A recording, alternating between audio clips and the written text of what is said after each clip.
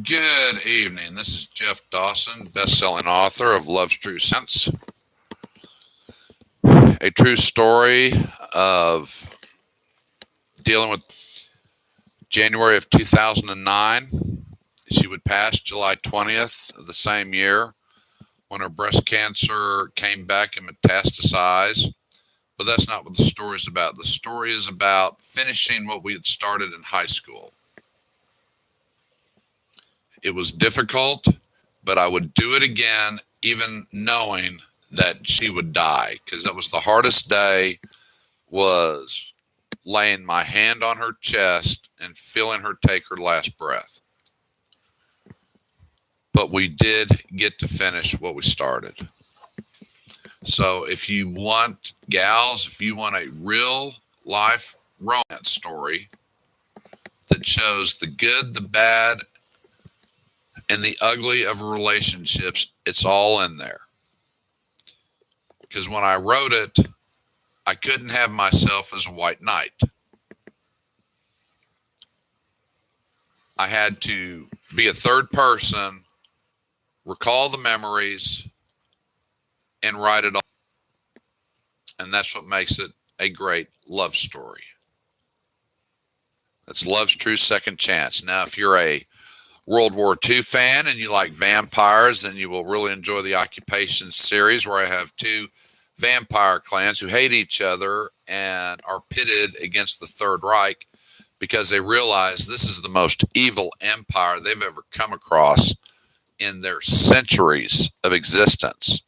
I mean, what people would just indiscriminately eliminate people just for the hell of it? And the vampires are going, man, they're wasting our food supply. What the hell?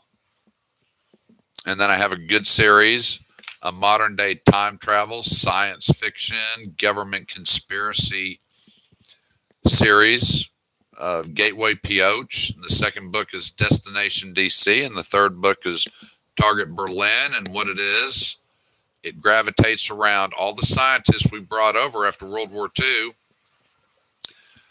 and how they and their cohorts started building an organization, or in today's terms, a deep state, and are attempting to overthrow. And they're really nasty because when those weapons fire, all that's left is sand. No rubble, no debris, no fires, nothing. Just, it's ready for a new developer. We can rebuild. That sounds like a plan, doesn't it? Hell yes. And you can find all those books on Amazon, Jeff Dawson, Amazon.com. If you like my work, like, subscribe, tell your friends. And I also have a Jeff Dawson Patreon account. So this is titled Biden Speaks. Yeah, we've waited a long time to hear from Joe. And tonight, he finally came out, didn't take any questions, despite what Psaki says. Is like, well, he's taken 50, he's had like, what'd she say, 40 appearances or something, and he's taking questions. He's taken like maybe one or two questions, and that's it. At this stage of the game, Trump had already had 4 press conferences for probably 4 hours. And now, at one time, we were told Joe was going to give one in March. Well, now it's been pushed back to April. When are you going to address the nation, Joe? When are you going to have a State of the Union? What are you waiting for? And if you watch his presentation tonight, you could hear people calling out questions.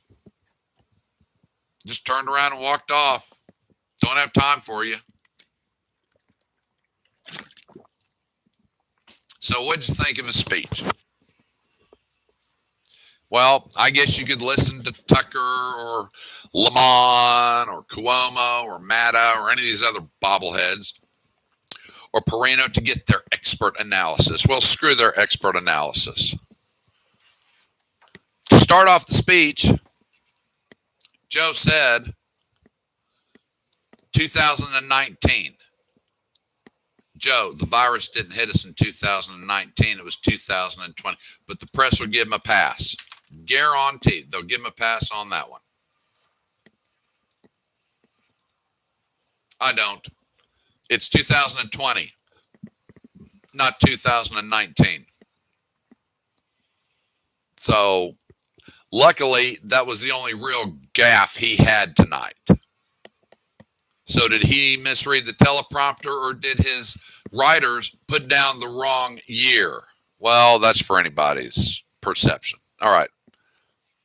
Now, he talked about this being the worst thing that's ever happened to the United States. Well, let's do a little history lesson. Let's go back 102 years when our country dealt with the Spanish influenza. We didn't have modern medicine back then, and we didn't have vaccines, and it lasted about a year and a half. So let's look at the percentages. The population of the United States was 106.5 million. 50 million were infected. 675,000 died. So percentage-wise, that's 46% of the population infected and 6.3% died. Nothing good about that. Yes, the United States is leading the world in deaths. But when you look at mortalities per population, England is number one, Italy is number two, and those percentages are 0.1867 and 0.1652, and right now the United States is 0.1555. But take those numbers from 1918 and apply them today. 46% were infected. Well, we got 330 million people. What's that, 150 million? And 6.3% in mortalities. You do the math.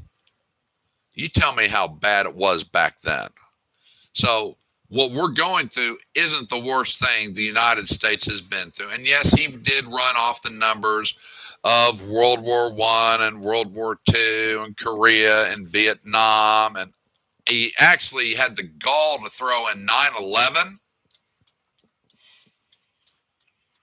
Well, it's also been a wake-up call, and I've talked about this for months, that we've been told for decades that we are the most obese country in the world. We are the most overly medicated country in the world. Well, maybe the hens have come home to roost, and it's time for us to start getting in shape and taking care of ourselves. Yes, I smoke. I know that, but I also try and walk 2 miles a day and try and counterbalance the effect of it. I'm working on quitting, but I'm not there yet. But I realize I have to lose weight. I got on Herbalife. It did a lot of good. And then I quit walking, and it was just like, blowing up a balloon. Just exploded again. So I've got to get back in that routine. But we've been called one of the most unhealthiest countries in the world. Well, this virus just exposed what lack of physical exercise is doing. Watch the Godfather movies. There are no elevators. Those people are walking up and down stairs. They're walking to the store. Watch the old Archie Bunker shows. There are elevators there, but they have to walk everywhere. They take the subway. Nowadays, how much walking and exercise does the average American get? Oh, remember when they told children, you don't have to participate in physical exercise because it might offend you, or you don't believe in it, or you might sweat, or you might have to work? Well, here it is right here. Look at these numbers. Yes, our people are living a lot longer. What is the average age for a man? 77.6, I think. But just because we're living longer doesn't mean that we're healthier. Our grandparents and great-grandparents were healthy. Now, my parents, they came out of the Depression. They were the World War II generation, and they loved all the modern conveniences that life had. But they still tried to stay active. How many people do you see today wanting to be active? Not a lot. Not nearly enough on a daily basis. They want to go to work. They want to sit. They want to eat. They want to go home. They want to sit. They want to watch TV. Get out there and walk around the block with your kids. All right, I'm getting off track, and I apologize for that. But the Spanish influenza was the worst thing that has hit the United States. Did Joe say anything about the former administration? Well, no. Well, that'd be like Harry Truman not giving Franklin Roosevelt credit for putting together the plan with George Marshall and how to defeat the Italians, the Germans, and the Japanese during World War II. Roosevelt dies, Truman picks up the slack. But he doesn't have a clue really what's going on because it's been kept in the dark. He didn't know anything about the Manhattan Project. Really? The Vice President of the United States didn't know anything about the Manhattan Project? That's a fact, Jack, and put it in the bank. He didn't have a clue until they brought it to him, and he was like, atomic bomb, what? We're going to do what, to who, with what? Okay. So, like Trump, hate Trump. If it weren't for Operation Warp Speed, where would we be today? Would we even have a vaccine that was ready for approval? We've got 3. And I'm not going to sit back idly and Joe try and take all the credit for this. He is building on what Trump's administration did. We had 2 vaccines in December. What we didn't have was the capabilities to start mass producing them. This would take time. Remember, Pfizer didn't use any of the COVID money for research and development. They did it for production to try and get ready if the FDA approves it. Johnson & Johnson and Merck merge. Yeah, you can do that with the Wars Power Act. But I'm sure those 2 CEOs got together and said, hey, we're both going to make money. You're going to make it for developing it, and we're going to make it for manufacturing it. So it's a good match. This is what America does best. They do work together. Screw your party lines, move on. But speaking of party lines, why was it necessary for Joe to come out and say vaccinations for the blue and the red states? Well, on your inauguration speech, you talked about unity. Why did you have to bring up blue and red states? Where's the unity there? There isn't any. Why was that necessary? And why did you have to talk about how the virus is attacking the minority groups? Why is that pertinent? You said there are going to be enough vaccines for everybody. So it doesn't matter what race, color, or creed you are. It doesn't matter if you're filthy rich or dirt poor. It doesn't matter if you're Republican, Democrat, or independent. That's supposed to be unity. That's supposed to bring the country together. But you have to talk about red and blue states. What the hell was that, Joe? You tell me and we'll both know, because I missed that flyer or that memo from 2 weeks ago. So much for the unity. Now, this was great. I was curious. Did the speechwriters just finish watching Independence Day? I don't know. But apparently, come July 4th, it's going to be a new Independence Day. I was waiting for Bill Pullman to walk up and give his speech as he's boarding a jet fighter to go take down the aliens. This is going to be our Independence Day. No, it's not ours. It was going to be the world's Independence Day. What do you say? It will no longer be an American holiday. It will be a world holiday. And all of our voices came together that we will not go into the night. And, I'm not going to, I don't remember all of it, but you get the point.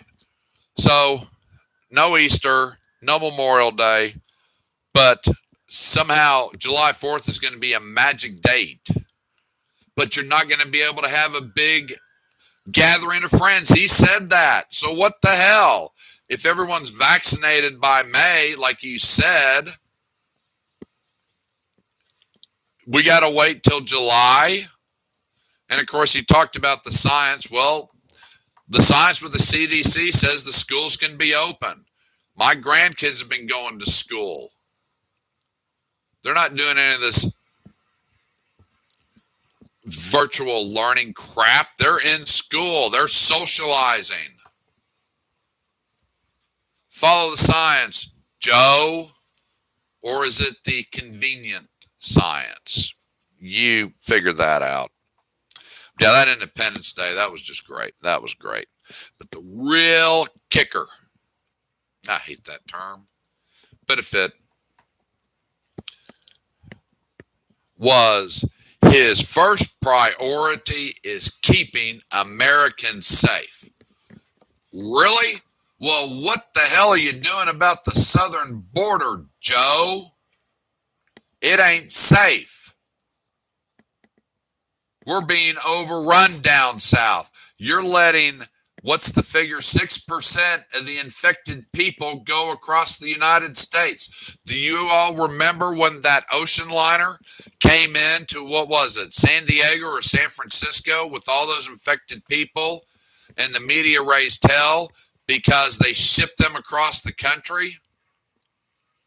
Do you remember that? I do. Well, why aren't they raising hell about it now? Joe's doing the same thing. God knows where these people are going to.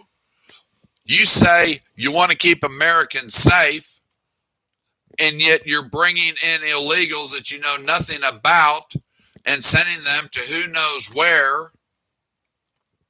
and going to be in contact with how many people. That's not keeping Americans safe or combating the virus. That's spreading it. Or is that too difficult of a concept to grasp? Apparently, it is. So as far as the speech went, most of it we'd already heard like a week or so ago when he went through his 5 points and then he tried to make everybody feel real sad and all about feelings. But we'd heard all this a week ago. It was verbatim. I guess his writers were hoping he could remember what he said then because he didn't have any real gaffes. And didn't you love it when he leaned on the podium and tried to look the American people in the eye and show his empathy and compassion? Give me results, Joe. You want to keep America safe, better do something about the border. Stopping the wall construction was a really ignorant thing, and I finally heard somebody address it. Do you know the lawsuits that are going to come out of that from those 11 contractors? They got shut down. Man, this is going to be hundreds of $1,000,000 lawsuit for breach of contract on the United States government. Those contractors are going to walk out smelling like a rose. They're going to clean up. Well done. But if you want to keep the border safe, you want to keep Americans safe, you better start looking south real fast. Okay. That's all I got on his speech. But let's talk about a few other things. What's her name? Meghan Markle? One sentence for that. Who gives a shit? All right, enough on her. You gun owners out there, don't care what party you support. If you haven't looked at H.R. 127, the amendment to Title 18, Chapter 44, they're coming for your guns. It's all of 28 pages. Look it up. They're coming for your guns. Don't care what party you're with. And no one can dispute this. If you're not aware, where they're going to trip you is the psychological analysis by a state-appointed psychologist. What's that going to run? $250, $350 an hour? State's not going to pay for that. You are. And then they're going to interview 2 of your family members and a friend. You're going to have to pay for all that. What do you think that's going to run? $5,000, $6,000? You got the money to pay for that to get your license? And don't forget your $800 a year insurance policy to have your guns. And when you do apply for it, you got to tell them where you store your guns. Why does the government need to know where you store your guns? So when they come to your house, they don't have to tear it up. They're just going to go and take them. And if you can't afford the analysis, they're going to come take them. I'm sure the cartels and MS-13 and the gangs of LA and New York and Chicago and Detroit and Dallas and Tulsa and Portland and Seattle are all going to sign up. And the cartels, I'm sure they're all. We want to register our guns. That also goes for your antique guns that don't work. You've got to register those and tell them where it's being safely stored. So you can't have it hanging on the mantle over the fireplace anymore. That's not safely stored. Now, you think this might be the most ridiculous thing you've ever heard in your life. Well, guess what? It was submitted on January 1st. It's already cleared the, damn it, the Judiciary Committee's already moved it on to the Crime, Terrorist, and Homeland Security Committee. It's working its way up the chain. And if you want to keep your gun, if you want to go out and buy a gun, all you folks up in Wisconsin and Michigan, Vermont, New Hampshire, Maine, and happen to be Democrats, guess what? You're on the list. You read those amendments, and what it's coming down to is the only thing you're going to be able to own is a double-barrel shotgun. And you don't have to take my word for it. Look up HR 127. It's about 28 pages long. It'll take you about 15 minutes to read, depending on your reading, how many words a minute you read. And you're going to sit there and shake your head. And then when you're done with it, you're going to look at all the other rights that can be up for grabs. And freedom of speech won't be far behind. So I highly suggest you gun owners look at this and then get on the phones, get on the email, and don't tell them no. Tell them hell no. And that's all I've got tonight from Dallas, Texas. Like, subscribe, tell your friends, buy my books, and you can donate at Jeff Dawson at patreon.com if you like what you're hear. You all have a good evening, and we will chat again.